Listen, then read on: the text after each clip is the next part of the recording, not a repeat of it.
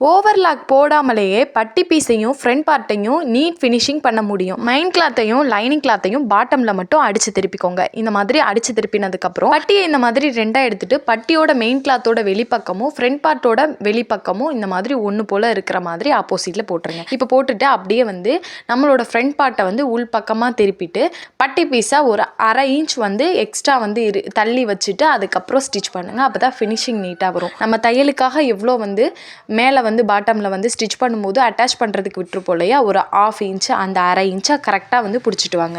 இந்த மாதிரி ஸ்டிச் பண்ணி முடிச்சதுக்கப்புறம் அந்த கிளாத்தை வந்து அப்படியே வந்து வெளிப்பக்கமாக திருப்பி விட்டுட்டு இப்போ மேலேருந்து ஃப்ரண்ட் பார்ட்டை அப்படியே வந்து கொஞ்சம் கொஞ்சமாக ரோல் பண்ணிகிட்டே வந்து கரெக்டாக அந்த கீழே லைனிங் கிளாத் இருக்கு இல்லையா, பட்டியோட லைனிங் கிளாத் அதோட ஈவனாக வச்சுட்டு நம்ம முதல்ல ஸ்டிச் பண்ணோம் இல்லையா அந்த தையல் மேலே கரெக்டாக வந்து 2 கிளாத்தையும் வந்து பிடிச்சிட்டு வந்துடுங்க. இப்போ இந்த மாதிரி ஸ்டிச் பண்ணி முடிச்சதுக்கப்புறம் உள்ள கிளாத்தை அப்படியே வெளிப்பக்கமாக எடுத்துட்டிங்க அப்படின்னா பட்டி பீஸ் பார்த்தீங்க அப்படின்னா ரொம்பவே நீட் ஃபினிஷிங் இருக்கும். நமக்கு வந்து இந்த பிசுறு பார்த்தீங்க அப்படின்னா வெளியிலே தெரியாது. இதில் நம்ம ஓவர்லாக் போடவே தேவையில்லை.